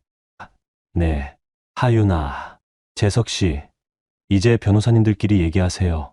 저는 더 이상 당신이랑 할 말 없어요. 그 말을 남기고 백 변호사님과 함께 법원을 나왔습니다. 잘하셨어요, 하윤 씨. 감사합니다, 변호사님. 다음 조정 때 합의 이끌어낼 수 있을 것 같아요. 상대 측도 이기기 힘들다는 거 알 테니까요. 일주일 뒤 프랜차이즈 본사에서 연락이 왔습니다. 신우이의 가맹 계약이 공식적으로 취소됐다고요. 자금 출처 문제로 신우이한테서 문자가 왔습니다. 새언니 때문에 제 꿈이 무너졌어요. 행복하세요? 저는 답장을 보냈습니다. 제 돈으로 꾼 꿈은 아가씨 꿈이 아니에요. 답장은 없었습니다. 한 달 뒤 부당이득 반환 소송 1심 판결이 나왔습니다. 1620만 원 중 1400만 원 인정. 시어머니와 재석 씨가 공동으로 갚으라는 판결이었어요. 시어머니한테서 전화가 왔지만 받지 않았습니다. 변호사님께 맡겼죠. 그리고 또 한 달 뒤 이혼 조정이 타결됐습니다. 재산 분할 전세금 중 40% 저에게, 위자료 2천만 원, 명의도용 대출 300만 원. 재석 씨가 전액 상환. 재석 씨는 끝까지 억울하다는 표정이었지만 결국 도장을 찍었어요. 조정조서를 받아들고 법원을 나오는데 햇살이 눈부셨습니다. 5월 초였어요. 바람이 따뜻했습니다. 백도윤 변호사님이 악수를 청했어요. 하윤 씨, 수고 많으셨어요. 변호사님 덕분입니다. 정말 감사해요. 아니에요. 하윤 씨가 증거를 잘 모으셨으니까 가능했던 거예요. 그래도 앞으로 행복하세요. 하윤 씨 충분히 자격 있어요. 백 변호사님과 헤어지고 혼자 걸었습니다.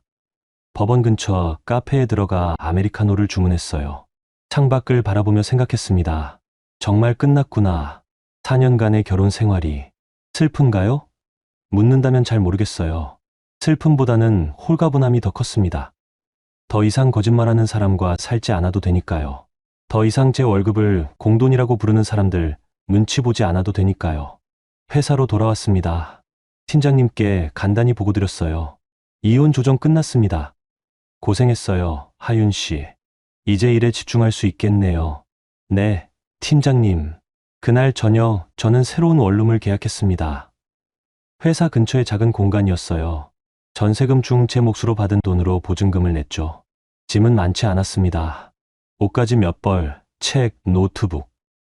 시댁에서 받은 건 하나도 가져오지 않았어요. 새집 거실에 앉아 주변을 둘러봤습니다. 텅 비어 있었지만 마음은 가벼웠어요. 이제 시작입니다. 진짜 제 인생이. 한 달 뒤 25일이었습니다. 월급날이었어요. 휴대폰에 알림이 왔습니다. 급여 입금 420만 원. 저는 은행 앱을 켰습니다. 27일에 자동이체될 180만 원은 없었어요. 그 돈은 이제 온전히 제 것이었습니다. 420만 원. 한 푼도 빠져나가지 않는 제 월급. 눈물이 났습니다. 기쁨의 눈물이었어요. 저는 그 돈으로 뭘 할지 생각했습니다. 비상금 계좌에 넣을까? 적금을 들까? 아니면 여행이라도 갈까? 다 제 선택이었습니다. 누구 눈치 볼 필요 없이. 그날 저녁 저는 혼자 근사한 레스토랑에 갔습니다. 스테이크를 주문하고 와인 한 잔을 곁들였어요. 창밖으로 서울 야경이 보였습니다. 반짝이는 불빛들이 아름다웠어요. 혼자 식사하는 게 외롭지 않냐고요? 전혀요. 오히려 평온했습니다. 제 돈으로 제가 원하는 걸 먹고 제가 원하는 곳에 있으니까요.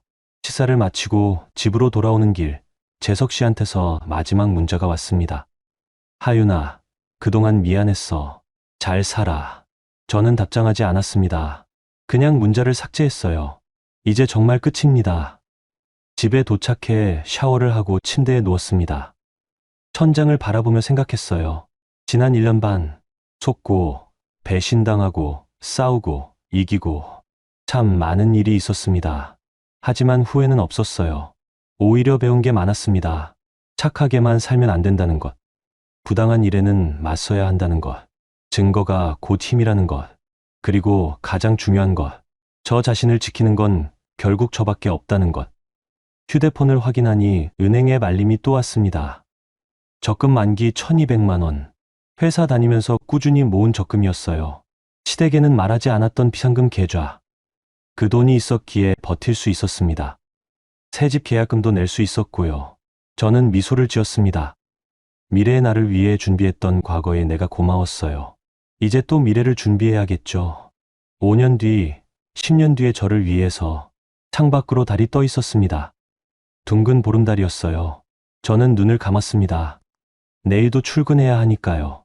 하지만 이제는 다릅니다. 제 월급을 온전히 제가 쓸 수 있으니까요. 제 삶을 온전히 제가 살 수 있으니까요. 그렇게 저는 잠들었습니다. 오랜만에 편안한 밤이었어요. 180만 원이 빠져나가지 않는 월급날. 그게 제게는 자유였습니다.